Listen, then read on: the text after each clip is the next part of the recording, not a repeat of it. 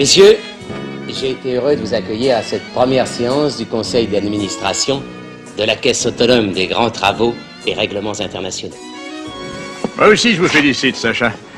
Mais je vais vous faire un aveu, je ne comprends rien à ces histoires de crédit international. Les créances hongroises sont un mystère pour moi. Je n'ai pas besoin de comprendre, baron. Il suffit de me faire confiance. Mais je vous fais confiance, Sacha.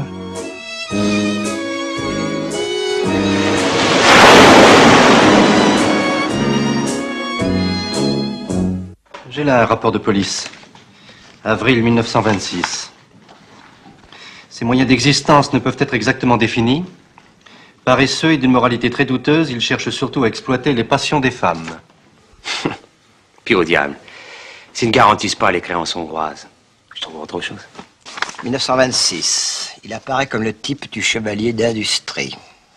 Ses escroqueries sont préparées de longue main. 20 000 francs, 100 000, 1 million. En somme, on bat tes monnaies. Alexandre n'est pas quelqu'un de recommandable. D'abord, il n'est même pas français, il n'a pas de domicile fixe.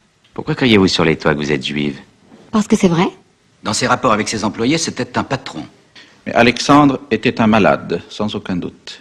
Sa folie se présentait sous la forme suivante. C'était un homme qui aurait donné l'univers pour qu'on parle de lui, alors qu'au contraire, il aurait dû donner l'univers pour qu'on l'oublie. Je démarre la caisse autonome. La CIMA, la SAPEP, la foncière, Bayonne. Je tiens tout dans ma main. Je ne connais qu'un petit morceau de ce casse-tête chinois. C'est un dossier spécial. Il est sous clé. Je connais les règles du jeu. Le scandale Stavisky doit être un scandale républicain. Je m'appelle Alexandre. Je suis pas muet. J'ai des choses à dire.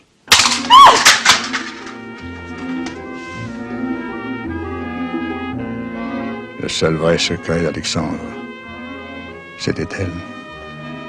C'était Arlette.